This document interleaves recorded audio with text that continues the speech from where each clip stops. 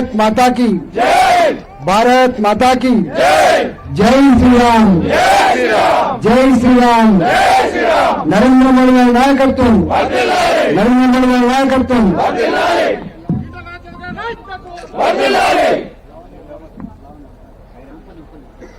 అలియాబాద్ అలియాబాద్ అనగానే బీజేపీ అడ్డా అనేటువంటి పేరు వస్తుంది ఎక్కడైనా। ఇవాళే కాదు, అనాదిగా ఇక్కడ సర్పంచ్ని గెలిపించుకున్న, ఎంపీటీసీ గెలిపించుకున్న చరిత్ర అలియాబాద్ది। ఈ అలియాబాద్కు నాకు కూడా సంబంధం ఉంది। నేను ఇదే ఊర్లో ఒక 10 ఏళ్ళు ఉండిపోయాను। నేను ఇక్కడ 92 నుంచి మొదలుపెట్టి 2002 వరకు కులఫలం మాది। నేను ఒక 10 సంవత్సరాలు అలియాబాద్ ఉండిపోయినా। ఈ ఊరి వాతావరణం అంతా నాకు కూడా ఇంత తెలుసు। నేను లేని ఊరు లేదు, మలక్పేట నేనే ఉంటుంది, అలియాబాద్ నేనే ఉంటుంది, శామీర్పేట నేనే ఉంటుంది, అలియాబాద్ దేవరమ్యాలు ఉంటుంది। ఓ 20 ఏళ్ళు నేను ఉన్నా, ఓ 20-30 ఏళ్ళు అయినా నేను పక్కకే కూతవేడి దూరంలో ఉన్నా। మొన్న నా ఎన్నికలు వస్తే ఊరికి తిరగకపోయినా, వాడవాడకు తిరగకపోయినా, అరే నా బిడ్డ ఈటల వచ్చిండు, పార్టీ జెండా సంబంధం లేదు, మా వాళ్ళని గెలిపించుకోవాలని చెప్పి ప్రతి ఇంటికి ఎవరికి వాళ్ళే నిర్ణయించుకొని ఓట్లు వేస్తే మీ ఆశీర్వాదంతో గెలిచి వచ్చిన బిడ్డలు నేను।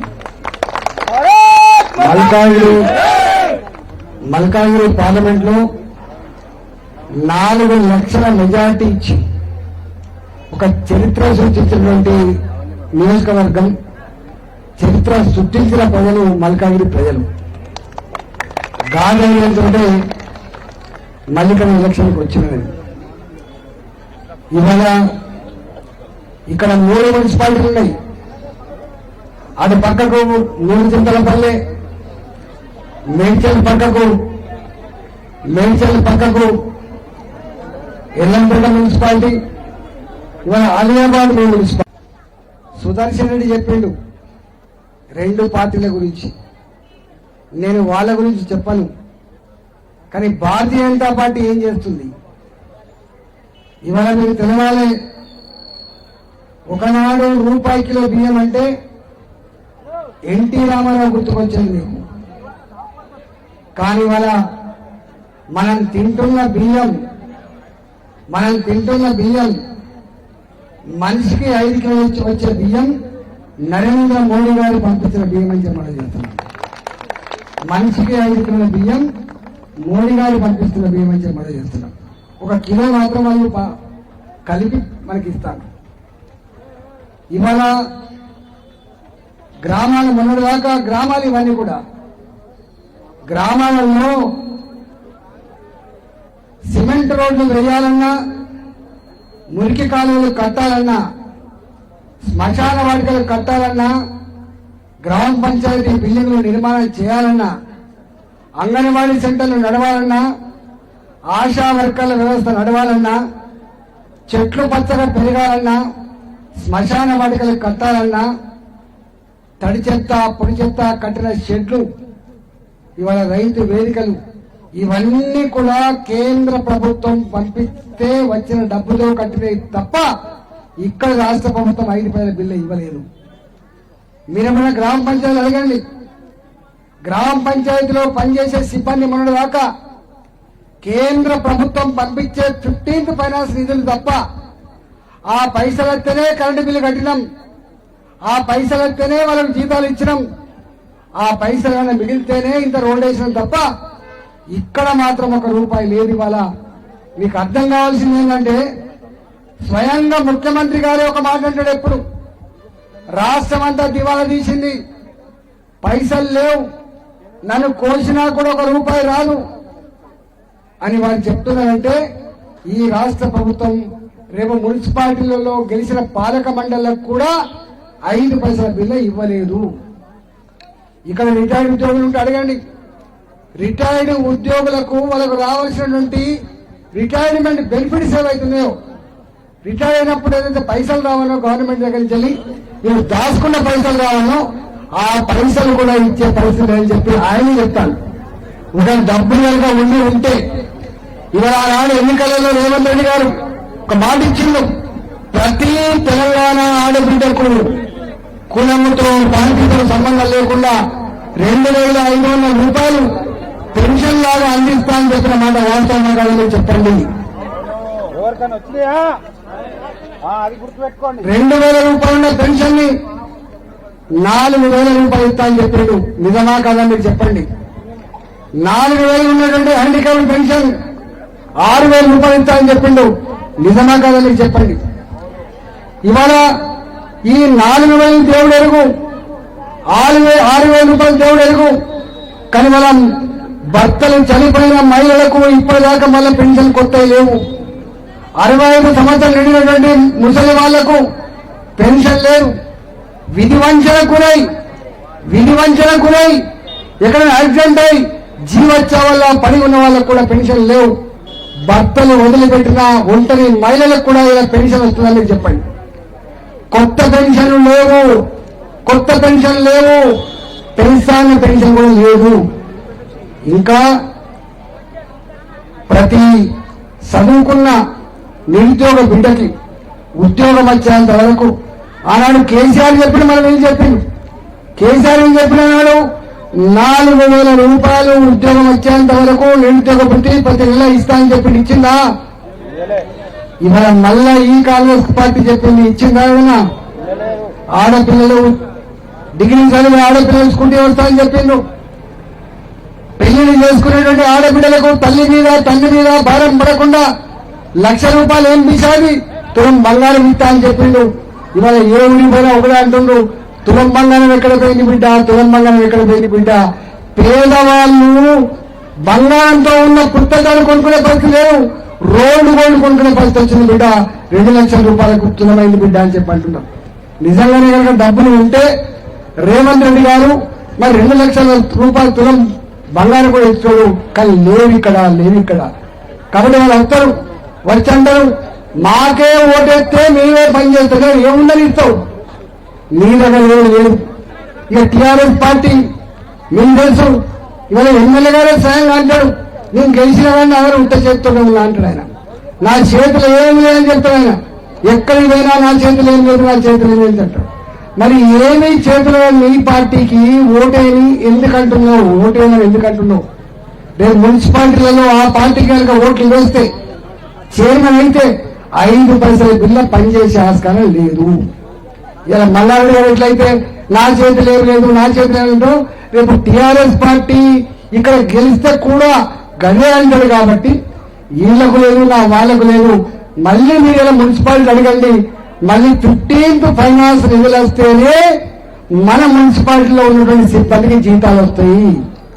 స్మార్ట్ సిటీస్ నరేంద్ర మోడీ గారు మీరు చూడండి, ఈ మధ్యకాలంలో మీరు కొంపల వైపు పోయినా, గడికేశ్వర వైపు పోయినా, బిహెచ్ఎల్ వైపు పోయినా, ఎల్బీనగర్ సైడ్ పోయినా, శంషాబాద్ సైడ్ పోయినా కడుతున్న అన్ని బ్రిడ్జీలు కూడా కేంద్ర ప్రభుత్వమే హైదరాబాద్ నగరంలో ప్రజలకు ఇబ్బంది కలగద్దని చెప్పి వేల కోట్ల రూపాయలు ఖర్చు పెట్టి చేస్తుంది తప్ప వీళ్ళు చేసేదేం లేదు. ఈ పక్కకే ఉండదు. ఇవాళ చెర్లపల్లి రైల్వే స్టేషన్ చూడండి, ఎప్పుడైనా ఎయిర్పోర్ట్ ఎట్లుందో చెర్లపల్లి రైల్వే స్టేషన్ అట్లుంటది. మీరు చూడండి, ఎప్పుడైనా మేడ్చల్ రైల్వే స్టేషన్ కావచ్చు, ఇవాళ మల్కాయి రైల్వే స్టేషన్ కావచ్చు, మీరు మినిమంగా ఏం చేసినా ఇవాళ వేల కోట్ల రూపాయలు పెట్టి కొత్త రైల్వే లైన్ల కోసం కానీ, కొత్త రైల్వే స్టేషన్ నిర్మాణం కోసం కానీ, కొత్త రైళ్లు కానీ ఇవన్నీ తెస్తున్న మహానాయకుడు నరేంద్ర మోడీ గారిని గుర్తుపెట్టుకోండి.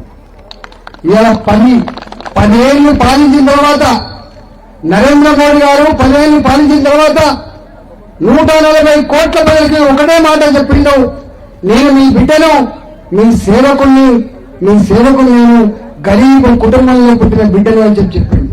దానికి తగ్గట్టుగానే మన కరోనా వచ్చింది ఆ మధ్యకాలంలో. కరోనా వచ్చినప్పుడు నేనే మంత్రిని. ఆనాడు మీరందరూ ఇళ్లకే పరిమితమైండు, టీవీల ముందు కూర్చున్నాం తప్ప ఏ పనికి పోలేదు. అప్పుడు కనపడ్డ మంత్రిని నేనే అప్పుడు కరోనా ఉన్నప్పుడు. కరోనా కష్టకాలంలో ఎంతమందికి ఏమి లేకపోతే ఎట్లా కాపాడినావు నా కనుక అప్పుడు నరేంద్ర మోదీ ఒకటే మాట అన్నాడు, ఇవాళ దీనికి మందు లేదు, దీనికి ఇంకా వ్యాక్సిన్ లేదు, ఇవాళ ప్రజలు బిక్కుమండి బతుకుతున్నారు, ఈ భయాన్ని పోగొట్టే బాధ్యత నా మీద ఉందని చెప్పి భావించి మొట్టమొదటిసారిగా కేంద్ర ప్రభుత్వం 1,000 కోట్ల రూపాయలు ఇచ్చి ఇవాళ ఇదే హైదరాబాద్ లో ఇదే కరకపట్లలో కరోనా వ్యాక్సిన్ తయారు చేయించి మొత్తం దేశ ప్రజానికానికి 2 డోసులు 3 డోసులు ఉచితంగా వ్యాక్సిన్ ఇచ్చిన ఘనత మోడీ గారికి మాత్రమే దక్కింది. మన దేశ ప్రజలు మాత్రమే కాదు, ప్రపంచంలో ఇతర దేశాలలో కూడా ఈ కరోనా అందరినీ వణికించింది కాబట్టి, అనేక మంది చంపింది కాబట్టి ఆడుకోవాలని చెప్పి ఆ దేశాలకు కూడా వ్యాక్సిన్ అందించిన దేశం కూడా భారతదేశం అనే విషయం మర్చిపోవద్దు. ఇవాళ మోడీ గారు ఆయన గురించి చెప్పాలంటే గంటలు చెప్పినా ఇవ్వదు. ఒక్కటి మాత్రం సత్యం, ఇవాళ మనం చూస్తున్నాం గతంలో ఉన్న ప్రభుత్వం మీద ఏం ఆరోపణలు వచ్చినాయి, వాళ్ళు ఏం పని చేసిందని చెప్పుకున్నాం, ఎందుకు ఆ ప్రభుత్వాన్ని ఓడగొట్టుకున్నాం మీకెరక. ఇవాళ ఈ ప్రభుత్వం కూడా 2 ఏళ్ళు అవుతుంది. 2 ఏళ్ల కాలంలో ఏమేమి జరిగిందో ఇవాళ మీరు చూస్తున్నాం. ఒకటే అంటున్నారు ప్రజలంతా కూడా, పేన నుంచి పొగపడ్డం బిడ్డ అంటారు, పేన నుంచి పొగపడ్డం బిడ్డ అంటారు, తుంటెత్తేసి ముద్దెత్తుకున్న బిడ్డ అంటారు. ఆయన మోసం చేసిండు, ఈయననే మంత్రులు అనుకుంటే ఈయన మోసం చేస్తుండు, ఆయన ఉద్యోగాలు ఇస్తానని చెప్పిండు, ఆయన ఇవ్వలేదు, ఆయన బుద్ధి ఇస్తానని చెప్పిండు, ఇంకొక బుద్ధి ఆయన ఇవ్వలేదు, ఈయన కూడా ఇవ్వలేదు బిడ్డ అంటున్నాం. ఇవాళ వాళ్ళని చూసిండ్రు, వీళ్ళని చూసిండ్రు. నేను ఒకటే కోరుతున్నా, ఇంత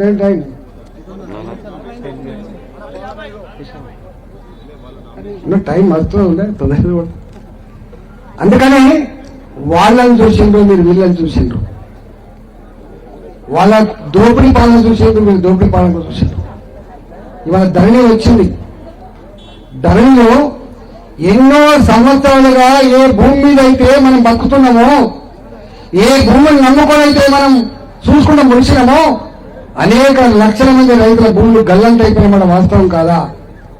అసైన్మెంట్ భూములు, ప్రభుత్వ భూములను దున్నుకొని బతికేవాళ్ళు, మాన్యాల రూపంలో పొందిన వాళ్ళు, ఆనాడు దొరల దగ్గర పనిచేస్తే సిగరెట్ చిట్టు దగ్గర రాసిస్తే దున్నుకునే వాళ్ళు, పేదల భూములన్నీ కూడా గల్లంతైపోయినాయి.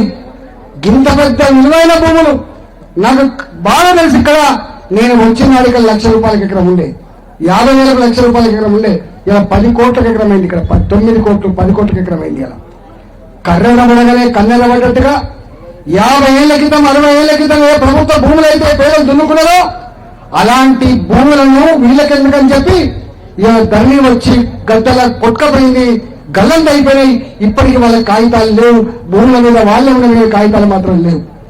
భూభారతి వచ్చింది, ఇప్పటికీ అతిగతి లేదు. అంతేకాదు అనేక దిక్కులు హైదరాబాద్ చుట్టుపక్కల మీకు ఎందుకైనా అసైన్మెంట్ భూములు మీరు ఏం చేసుకుంటారని చెప్పి వాళ్ళు భయపట్టించి కౌన్సిలింగ్ చేసి ఎకరం భూమి నాకు ఇస్తే 400 గజాలు చొప్పున ఇస్తామని చెప్పి 100,000 ఎకరాల పేదల భూములు గుంజుకొని రియల్ ఎస్టేట్ వ్యాపారం ఆనాడు చేసింది కేసీఆర్ ప్రభుత్వం. ఇవాళ కూడా గదే పని చేస్తున్నా మనం చేస్తున్నాం. మీరు చూస్తున్నారు, సంవత్సరం రైతులను గెలిపించి సంవత్సరాల కాలంలో హైడ్రానే వచ్చిన తర్వాత 40-50 ఏళ్ల క్రితం చెరువుల పక్క వంటి ప్రభుత్వ భూములలో కట్టుకున్న ఇళ్లను కూడా కూల్చివేస్తుంటే అడ్డం పోయి మళ్ళీ నిలిపింది భారతీయ జనతా పార్టీ మాత్రమే. నాలాంటి మాత్రమే ఆచరణ తప్ప వాళ్ళు ఆపలేదు. పేదల ఇల్లు కూలగొట్టే అధికారులు నీకు ఎవరిచ్చిండు, పేదల భూములు గుంజుకునే అధికారులు నీకు ఎవరిచ్చిందని చెప్పి నాలాంటి వాళ్ళని తిరుగుబాటు చేసి అంతో ఇంతో ఇల్లు కూలగొట్టకుండా ఆపగలిగినా, పేదల భూములు గుంజుకోకుండా కొంత ఆపగలిగినా, ఇలా మూసీలని పక్కబండి మూసీలని ప్రక్షాళన చేయాలని చెప్పి బాగు చేయాలని చెప్పి పేదలలో కూలగొడుతున్నారు. ఇల్లు కూలగొట్టకుండా మంచిగా చేయదు తప్ప ఇల్లు కూలగొడితే కబడ్డాలని చెప్పి హెచ్చరించేది భారతీయ జనతా పార్టీ మాత్రమే. ఇవాళ ఎక్కడ సమస్య ఉన్నా మీరు చూస్తున్నారు, ఎప్పుడో గ్రామ పంచాయతీలు లేవుతాయి అక్కడక్కడ చుట్టుపక్కల. ఆనాడు ₹50 గజం ₹100 గజం కొనుక్కున్నారు. ఇవాళ మళ్ళీ దొంగ డాక్యుమెంట్ సృష్టించుకొని భూ కబ్జాదారులు, భూ మాఫియా పెద్దల అన్నదాడులతోటి పేదల ఇల్లు జాగాలు గుంజుకొని అవి ఆక్రమించుకుంటా ఉంటే వాటి మీద కొట్లాడుతున్న పార్టీ భారతీయ జనతా పార్టీ. వాటి మీద కొట్లాడుతున్న నాయకుడు మీ ఇంటి ఈటల బిడ్డ అని చెప్పి మనం చేస్తా ఉన్నాం. అందుకని ఇవాళ నేను ఒకటే కోరుతున్నా, మేము డబ్బులతో ప్రజల ఆత్మగౌరవాన్ని కొనుక్కుంటున్నాం కాదు. మేము డబ్బులతో ప్రజల ఆత్మగౌరవాన్ని కొనుక్కుంటున్నాం కాదు. మేము ఓటు హక్కు గుడిసెల్లో ఉన్న వారికైనా ఒకటే హక్కు ఉంటుంది, బంగ్లాలో ఉన్న వారికైనా ఒకటే హక్కు ఉంటుంది, 10,000 కోట్లకి ఒకటే ఓటు హక్కు ఉంటుంది, ఏమి లేదు బుచ్చగాళ్ళకు ఒకటే హక్కు ఉంటుంది. అది అంబేద్కర్ ఇచ్చినటువంటి హక్కు మనకు. ఇవాళ వీళ్ళు ప్రజల పేదరికాన్ని అడ్డం పెట్టుకొని ఆసరాలు చేసుకొని ఏముందా 2,000 రూపాయలతో ఓటేస్తారు, 3,000 రూపాయలతో ఓటేస్తారు అని చెప్పి మన గురించి అవమానకరంగా మాట్లాడుతున్నారు. వాళ్ళు కొనుక్కుంటే దొరికేది వస్తువు బిడ్డ, కొనుక్కుంటే దొరికేది మనిషి కాదు, కొనుక్కుంటే దొరికేది ఆత్మగౌరవం కాదని చెప్తే ఇప్పుడు చెప్పాలి. మనం డబ్బులే నమ్ముకుంటే, మద్యాన్ని నమ్ముకుంటే నాలాంటి వాడు రాజకీయాలు ఉన్నాడు. నేను మొన్న మీ ముందుకు వచ్చిన ఏమిచ్చినా నేను ఎక్కడ ఒక రూపాయి ఇయ్యలే, ఎక్కడ ఒక దావత్ ఇయ్యలే. నేనమ్మా అని చెప్పిన నేను ఈతల బిడ్డ వచ్చిందట, కరోనా అప్పుడు కాపాడిన బిడ్డ అని చెప్పి, తెలంగాణ ఉద్యమాల్లో ఉద్యమం చేసిన బిడ్డ అని చెప్పి, పేదల్లో బిడ్డ అని చెప్పి, పేదలకు అండగా ఉంటుందని చెప్పి, ఏ వాడకు ఆ వాడమే, పార్టీ లేవు, జెండాలు లేవు, ఒకటే ఎజెండా ఈతల్ని కాపాడుకోవాలని చెప్పి నేను గెలిపించి గట్ల గెలిచిన తప్ప ఈ పదవి మా అమ్మయ్యలే, ఈ పదవి మా నాన్నయ్యలే, ఈ పదవి కొనుక్కుంటే రాని, ఈ పదవి నా మల్కాగిరి ప్రజలంతా కూడా ఆత్మను ఆవిష్కరించి ఆచరించ మాత్రమే నాకు ఎంపీ పదవి వచ్చింది. నేను చెప్పిన నేను మా ప్రజల కాలుకు మునిగితే పన్నుతో పీకేటువంటి సంస్కారం ఉన్నదని చెప్పిన తప్పకుండా పనిచేస్తున్నాను. ఎక్కడికి పోయినా నాలాంటి పేరు చెప్తే ఇంకా ఉప్పు పుడతారు తప్ప గాయన అని చెప్పి అసహించుకునే పరిస్థితి మాత్రం తెలియదు. మీకు పేరును కీర్తిని తెచ్చిపెడతా తప్ప మల్కాగిరి పేరును కీర్తిని తెచ్చిపెడతా తప్ప ఎక్కడ కూడా దానికి విఘాతం కలిగించే ప్రయత్నం చేయనని చెప్పి మనం చేస్తున్నాం. అందుకే ఇవాళ నేను గెలిపించాను. మళ్ళా మా కౌన్సిలర్ని అభ్యర్థి వస్తారు, మామూలు దగ్గర పైసలు లేకపోవచ్చు, మామూలు దగ్గర తీయని మాటలు లేకపోవచ్చు, డబ్బల గుడకలు వేసి పెద్ద పెద్ద మాటలు మాట్లాడకపోవచ్చు, కానీ గెలిపించండి. మీ నోట్లో నాలుకలాగా ఉంటారు, గుర్తుపెట్టుకో. మీ నోట్లో నాలుకలాగా ఉంచే బాధ్యత నాది, పని చేయించే బాధ్యత నాది. మీ గ్రామాలని, మీ మున్సిపాలిటీని అభివృద్ధి చేసే బాధ్యత మా చేతుల్లో పెట్టండి. ఇవాళ మా నరేంద్ర మోడీ గారు ఎట్లయితే దేశ ప్రజలే గర్వించే పద్ధతిలో పరిపాలన కొనసాగిస్తున్నాడో, ఇవాళ ఆయన వారసుగా ఈ పార్లమెంట్ లో నేను పనిచేస్తున్నాం.